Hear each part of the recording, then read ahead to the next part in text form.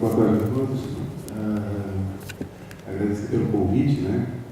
E eu sempre estou dizendo, quando eu venho na academia, eu lembro do professor Ovidio, da URGS, que foi escrito no passado, que ele escreveu um livro sobre processo de teologia, que ele diz que nós, advogados, temos um empirismo tão grande, né, que acabamos sistematizando conhecimento. Então, com essa licença do professor Ovidio, eu até me atrevo a fazer algumas viagens aqui no mundo acadêmico, né? E assim, a questão de, eu lembro sempre da questão de ser um pouco autodidata no método. E aí o Melor diz que o autodidata é o ignorante por conta própria. Então, começa a ficar meio assustado, mas tudo bem. Eu acho que é impossível, até do ponto de vista jurídico, e fazer uma análise da legislação, sem que a gente volte um pouco no tempo. Eu acho que esse tempo ele recomeçaria na Revolução Industrial mesmo, né, onde o subproduto do capital das atividades empresariais era o adoecimento, os acidentes, né, as lesões do trabalhador, e com detalhe, isso era a responsabilidade exclusiva do trabalhador, né, ninguém se preocupava com isso aí. Até houve, na própria Inglaterra, no parlamento, uma discussão, né, já por uns 1805, por lá, tentando melhorar e aí quase que criando, né, alguma expectativa do que viria a ser insalubridade, periculosidade já no século XX. Né. Eu lembro até hoje a encíclica do Papa Leão XIII, que ela diz o óbvio, né, que a atividade do homem restrita com sua natureza tem limites que você não pode ultrapassar. Legal, eu acho que é isso mesmo. Né. Só que aí ficou com uma abstração para o século XIX. Veio o século XX, e já no início do século XX, 1919, Tratado de Versalhes, criação do OIT. Eu acho que aí começa, né, a centralizar um pouco esse debate da saúde, da normatização, principalmente da saúde do trabalhador. E várias convenções são aprovadas pelo OIT, depois a gente pode até repisar na 155, eu acho que hoje é que nos interessa. Mas principalmente, e aí todo mundo falou, eu acho interessante, esse princípio da normatização, né? O princípio de que saúde não se vende. Isso começa na Itália, na década de 60, se estende pela Alemanha, né? Houve a Convenção dos Congressos Sindicatos Alemães, da década de 70, e isso é interessante que se espalhou para outros países, né? E aí, até o professor Sebastião Gonçalves lembra do Paraguai, né? Da República Dominicana, Angola, Cuba, Iraque, Colômbia, Albânia, Nicarágua, Hungria, né? Quer dizer, houve um alastramento dessa ideia pelo mundo afora, não foram só os países de centro. Embora, claro, a concretização dessas ideias se deu de forma diferente.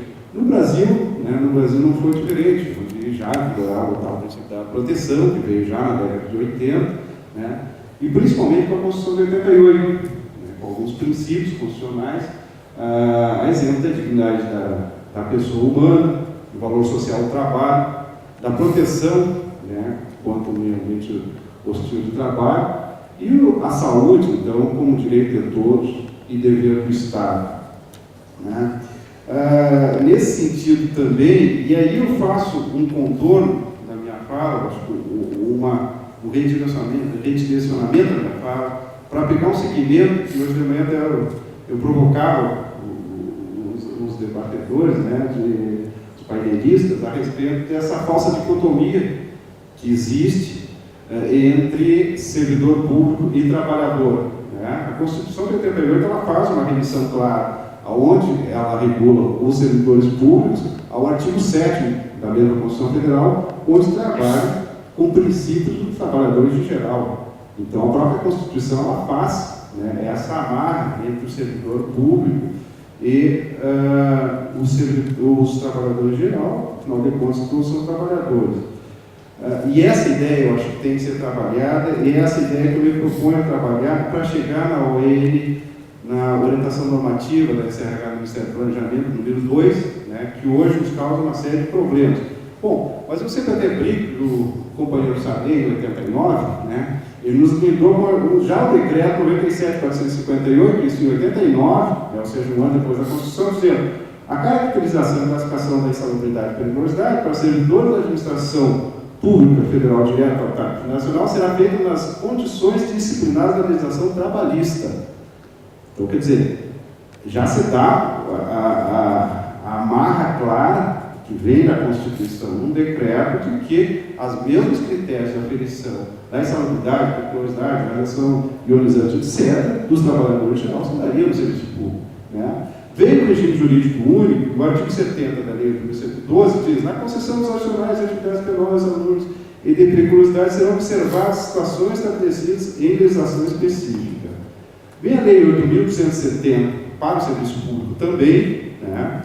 E diz já no seu artigo 12, que os servidores civis da União, das autarquias das fundações públicas federais receberão adicionais de salubridade e periculosidade nos termos e normas legais e regulamentares pertinentes aos trabalhadores em geral. Né?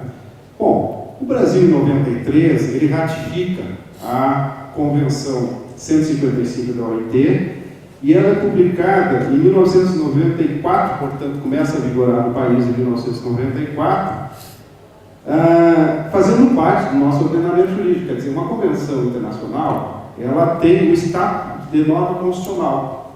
Então, qualquer norma, lei infraconstitucional, imagine uma orientação normativa que tiver em conta, ou que for contrária a essa orientação, essa convenção, é óbvio que ela teria o mesmo efeito, uma inconstitucionalidade, portanto, ela seria nula, inválida de qualquer interpretação partidária.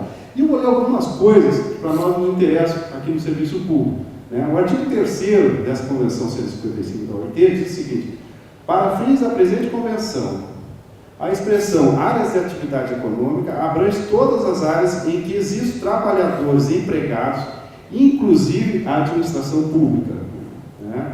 Já, letra B do artigo 3º, o termo trabalhadores abrange todas as pessoas empregadas, incluindo os funcionários públicos. Né? A letra E, o termo saúde, com relação ao trabalho, abrange não só a ausência de afecção ou de doença, mas também os elementos físicos e mentais, né, que afetam a saúde e estão diretamente relacionados com a segurança e higiene do trabalho. Aqui tem meio que um prenúncio do CIAD, há 16 anos atrás. Todo membro deverá, quer dizer, os países membros, né, em consulta às organizações mais representativas de empregadores e trabalhadores, quer dizer, e levando em conta as condições e a prática nacionais, formular, pôr em prática, reexaminar periodicamente uma política nacional coerente em matéria de segurança e saúde dos trabalhadores e meio ambiente de trabalho. Isso em 1994, falando para o serviço público, inclusive. Essa política terá como objetivo prevenir os acidentes, os danos à saúde, etc. Né? No artigo 8º, ela determina a participação das entidades sindicais na administração pública, inclusive, nas aferições de meio ambiente de trabalho. Né? Diz o artigo 8º, todo membro deverá adotar, por via legislativa ou regulamentar, ou por qualquer outro método, de acordo com as condições e práticas nacionais, em consulta às organizações representativas de empregados e trabalhadores. Né? Então, quer dizer, e aí segue, o artigo 13 tem uma questão bem interessante, que eu lembro do pessoal lá da biologia, que fizeram, bom, vocês conhecem, claro, lá o prédio, embaixo tem as peças, cadáver, não sei como é que se chama, e que tinha formol, e aquele dia muito quente, né? Departamento de Anatomia. Então, o Departamento de Anatomia, pronto. Né? E aquilo exalavam um gás, alguma coisa assim, e aí alguns professores vieram nos perguntar, como é que a gente faz? Não vai dar aula. Né? E aí essa convenção número 155 da OIT, que o Brasil ratificou, diz no artigo 13, de conformidade com a prática das condições nacionais, deverá ser protegido de consequências injustificadas todo trabalhador que julgar necessário interromper uma situação de trabalho por considerar por motivos casuais que ela envolve um perigo iminente e grave para a sua vida ou sua saúde. Quer dizer, eu não sou obrigado a trabalhar num ambiente que não me dá as mínimas condições de trabalho. Né? Essa, inclusive, era a nossa orientação à época. E aí vai, quer dizer, essa convenção de 155 se incorporou ao nosso ordenamento jurídico desde 1993, ela acaba dizendo mais uma vez que as formas de aferição da saúde dos trabalhadores em geral é exatamente as mesmas dos servidores públicos. Veio ao EN a orientação normativa número 2 da Secretaria de Recursos Humanos do Ministério do Planejamento e um processo de retrocesso diz não. O servidor público tem formas e métodos de aferição diferenciados. Né? e determina algumas premissas que eu, ao menos, não encontrei falar na NR15 ou 16. Um deles é em relação à salubridade, que diz que a pessoa... E 15, não, legal, mas a orientação normativa número 2 da Secretaria de Recursos Humanos do Ministério do Planejamento para os servidores públicos, ela traz algumas premissas diferenciadas da análise que se faz aos trabalhadores em geral. Não, legal, mas dá como subsidiária. Primeiro ela, ou seja, mas depois eu chego ao porquê disso tudo, né? Ao menos na minha compreensão. Ela diz que uma das coisas que eu acho bem, assim, interessantes é que o servidor público tem que ter mais da metade da jornada, para ser considerado insalubre, a atividade dele, ele vai ter que ter mais da metade da jornada naquele ambiente insalubre, ele está falando insalubre e perigoso, né? Bom, depois ainda segue, eu acho interessante, eu só estou citando dois exemplos assim para dizer que o contorno que você fez a tudo aquilo que você vinha construindo de orientação unificada entre servidor público e trabalhador em geral. Aí já no anexo... E o percentual dos adicionais também? Não, também são diferentes. Também são diferentes a partir da lei 8.270. Mas depois eu chego na questão dos percentuais, da questão da remuneração, que vocês as duas tocaram, que eu acho que é bem interessante também a gente refletir um pouco sobre isso também. Mas aí diz no anexo 2, atividades não caracterizadoras para efeito de pagamento de adicionais ocupacionais. Aquelas atividades, óbvio, que são realizadas em local impróprio, em virtude do gerenciamento inadequado ou problemas organizacionais de outra ordem.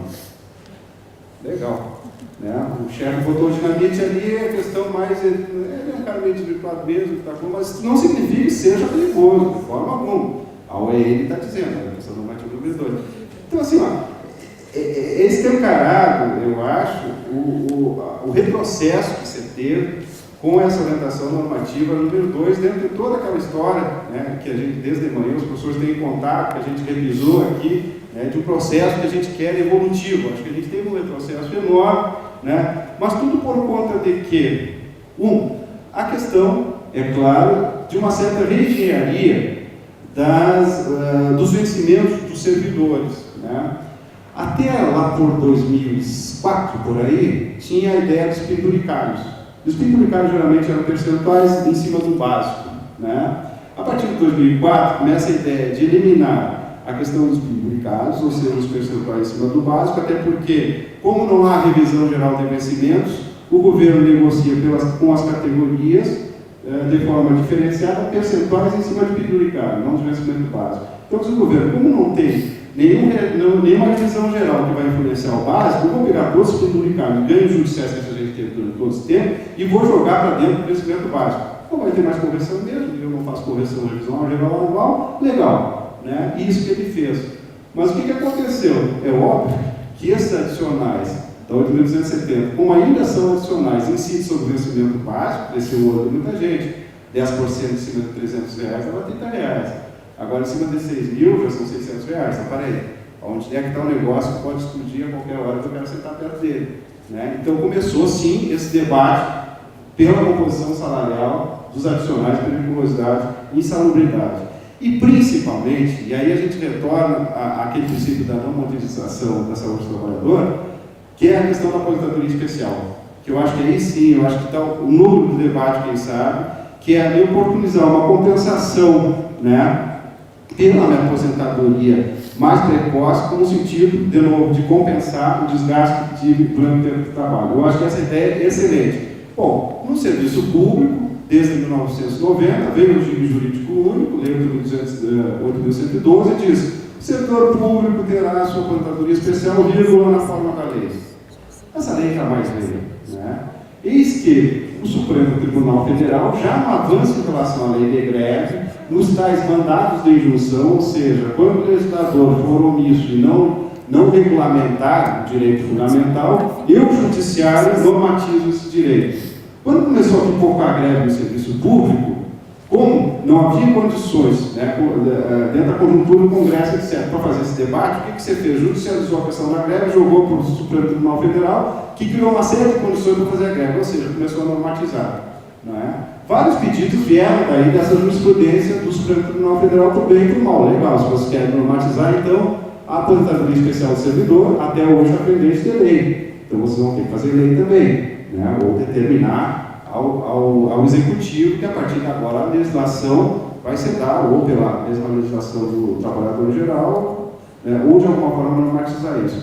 Várias entidades, entre elas o ANDES, a Azul, né, entraram com mandado de discussão do Supremo Tribunal Federal e eis que conseguiram. O que disse o Supremo? Disse, bom, já que não existe lei para o servidor, daqui para frente, até o momento que vier essa lei, a mesma lei que atinge o trabalhador em geral, ou seja, lá do INSS, vai ser aplicável ao servidor público federal. Legal. Artigo 57, Lei 8.213, né? Susto geral na administração. O que nós vamos fazer? Maravilha. Ninguém vai conseguir comprovar que trabalho em ambiente insalubre é perigoso. Porque toda aquela documentação que se exigiu, né?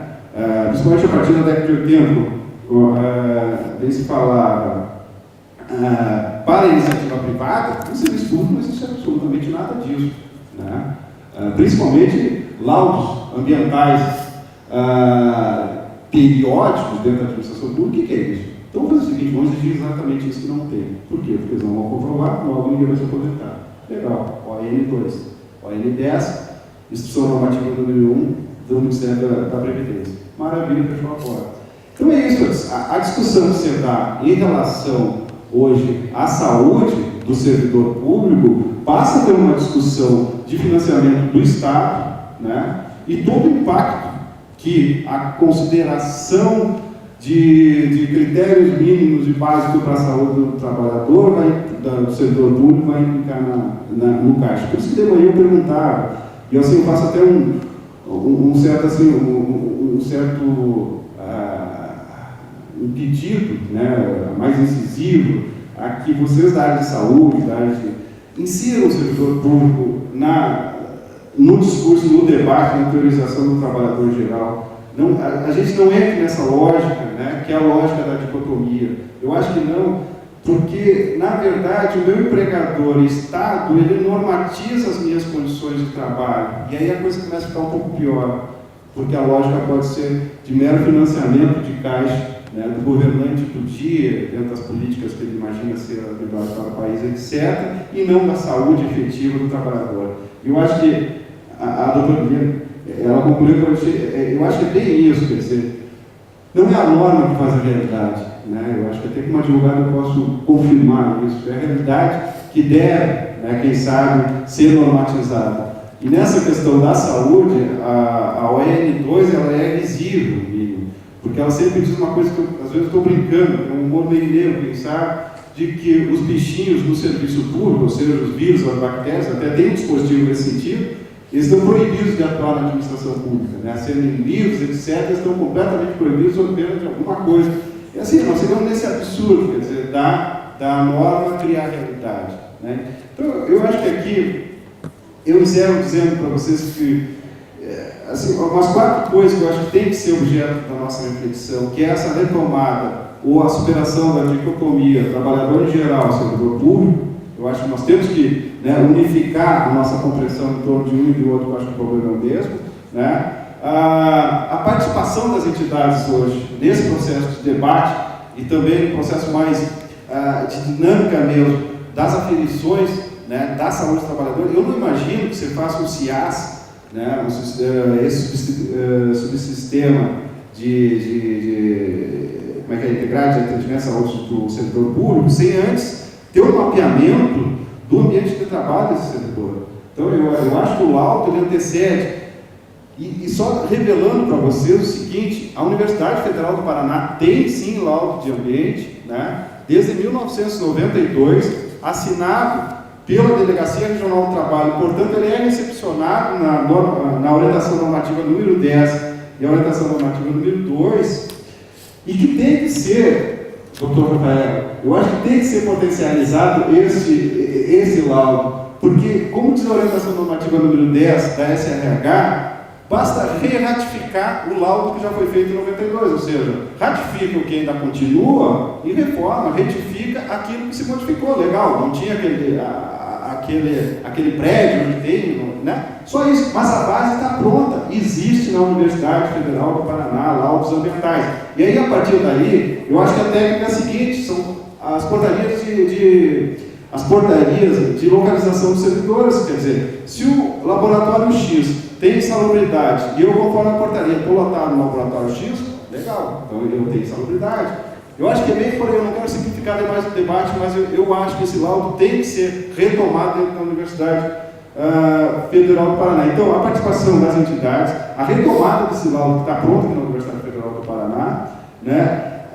E por último, a questão é clara, de que seja dado cursos aposentadorias especiais como uma forma de evitar uma maior lesão ao trabalhador, servidor técnico administrativo quanto docente, né? E, em último caso, paga insalubridade, periculosidade, que eu acho que esse é o último, digamos assim, o degrau do nosso debate. Eu acho que é isso, eu espalhei um monte de coisa aqui, até eu estava meio preocupado, porque é muita coisa para eu sistematizar. Mas eu acho que no debate a gente pode conversar sobre uma série de coisas que tem acontecido na administração pública, já houve várias orientações normativas, né? Até hoje parece que nenhuma foi suficiente para o governo, porque a cada mesa ele baixa a outra, né? Então, assim, eu deixaria para o debate a gente dar uma sistematizada nessas coisas todas que têm acontecido ultimamente, principalmente essa orientação normativa do 10 que trata da aposentadoria especial no serviço público. Obrigado.